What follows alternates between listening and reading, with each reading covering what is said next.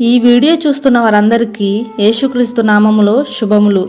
ఐగుప్తులో బానిసగా పుట్టి అబ్రహాము ఇంట చేర్చబడి దేవుని దర్శనాన్ని పొందుకున్న హాగరు గురించి ఈ వీడియోలో తెలుసుకుందాం. ఐగుప్తు దేశపు రాజైన ఫరో యొక్క బానిస ఈమె ప్రమేయం లేకుండానే తన జీవితంలో ఎన్నో విషయాలు జరిగిపోయాయి. ఫరో అబ్రహాము భార్య అయిన సారా చాలా అందమైనదని విని తన ఇంటికి రప్పిస్తాడు. అయితే దేవుడు ఫరోను గద్దించగా సారాను తిరిగి తన భర్త దగ్గరకు పంపిస్తాడు. అలా సారాను పంపిస్తూ చాలా గొర్రెలు, పశువులు, దాసులు, దాసీలను పంపిస్తాడు. ఆ దాసీలలో వచ్చినదే ఈ హాగరు. ఎంతో నమ్మకమైనది. ఉన్నవారందరిలో కూడా ఈమె ప్రత్యేకంగా కనబడేది. ఇలా హాగరు అబ్రహాము ఇంటికి వచ్చిన చాలా సంవత్సరాలకు సారా తనకు సంతానం కావాలి అనుకుని తన భర్త అయిన అబ్రహాముతో హాగరును పెళ్లి చేసుకోమని, ఆమె వల్ల నాకు సంతానం కలుగుతుందని చెప్పి హాగరును అబ్రహాముకి ఇస్తుంది. హాగరు గర్భవతి అవుతుంది. హాగరు సారాను చిన్న చూపు చూడటం మొదలు పెడుతుంది. వెంటనే సారా హాగరు విషయం అబ్రహాముకు చెబుతుంది. అప్పుడు అబ్రహాము, హాగరు నీ దాసి, నీకు ఇష్టం వచ్చినట్లే చెయ్యి అని చెప్పగా హాగరును కొంత శ్రమ పెడుతుంది సారా. ఆ శ్రమకు హాగరు వారి దగ్గర నుండి పారిపోతుంది. అలా ఒంటరిగా పారిపోతున్న హాగరును దేవుడు చూస్తాడు. అరణ్యంలో యెహోవా దూత నీటి బొగ్గ దగ్గర ఆమెను కలుసుకొని, సారాకు దాసి అయిన హాగరు, ఎక్కడి నుండి వచ్చావు, ఎక్కడికి వెళుతున్నావని అడుగుతారు. అందుకు హాగరు, నా యజమానురాలైన సారా దగ్గర నుండి పారిపోతున్నానని చెబుతుంది. అందుకు ఆయన, నీవు వెళ్ళి నీ యజమానురాలి చేతి క్రింద అణిగి ఉండు.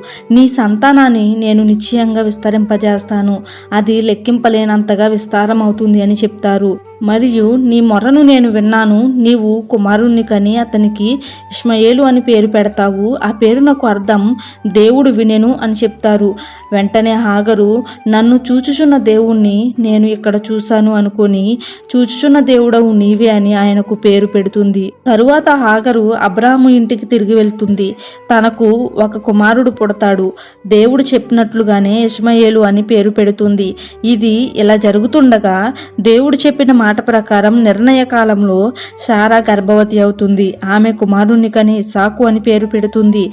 ఇస్సాకు పాలు విడిచిన రోజున అబ్రహాము గొప్ప విందు చేయిస్తాడు. అప్పుడు హాగరు కుమారుడైన ఇష్మాయేలు ఇస్సాకుని పరిహాసం చేస్తాడు. అది చూసిన సారా కోప్పడి హాగరును ఇంట్లోంచి పంపించేయండి అని చెబుతుంది. అబ్రహాము ఆ మాటకు బాధపడి ప్రార్థిస్తున్నప్పుడు అప్పుడు దేవుడు, నీవు నీ భార్య చెప్పిన మాట విను. అయితే నీ దాసి కుమారుడు కూడా నీ కుమారుడే కనుక ఇతన్ని కూడా నేను ఆశీర్వదిస్తాను, గొప్ప జనాంగంగా చేస్తాను అని దేవుడు అబ్రహాముకు చెప్తాడు. దేవుడు ఆ మాట చెప్పిన తరువాత అబ్రహాము ఉదయాన్నే లేచి కొంత ఆహారాన్ని, నీళ్లు తిత్తిని హాగరు భుజాలపై పెట్టి పిల్లవానితో సహా హాగరును పంపివేస్తాడు. ఆమెకు ఎక్కడికి వెళ్లాలో తెలియదు. బెర్షెబా దగ్గర ఇటు అటు తిరుగుతూ ఉంటుంది. మంచినీళ్లు కూడా అయిపోతాయి.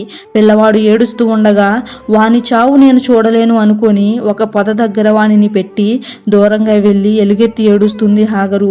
అయితే దేవుడు ఆ చిన్నవాని స్వరము విని హాగరుతో మాట్లాడుతూ, నీవు లేచి ఆ చిన్నవానిని నీ చేతితో పట్టుకో, వానిని ఒక జనాంగంగా చేస్తాను అని చెప్తారు. మరియు దేవుడు ఆమె కన్నులు తెరవగా ఆమె ఒక నీటి ఊటను చూస్తుంది. ఆ నీటిని తీసుకొని తన కుమారునికి త్రాగిస్తుంది. దేవుడు ఆ చిన్నవానికి తోడై ఉంటాడు. వాడు పెద్దవాడైనప్పుడు అరణ్యంలో కాపురం ఉండి విల్లు వేయడంలో ప్రావీణ్యుడిగా తయారవుతాడు. వారు పారాను అరణ్యంలో ఉన్నప్పుడు హాగరు ఐగుప్తునకు వెళ్ళి ఒక స్త్రీని తెచ్చి తన కుమారుడైన ఇష్మాయేలుకి ఇచ్చి పెండ్లి చేస్తుంది. ఈ విధంగా హాగరు అబ్రహాము ఇంటి నుండి బయటకు వచ్చిన తర్వాత కూడా బలవంతుడైన దేవుణ్ణి తనకు దేవునిగా కలిగి ఉంటుంది.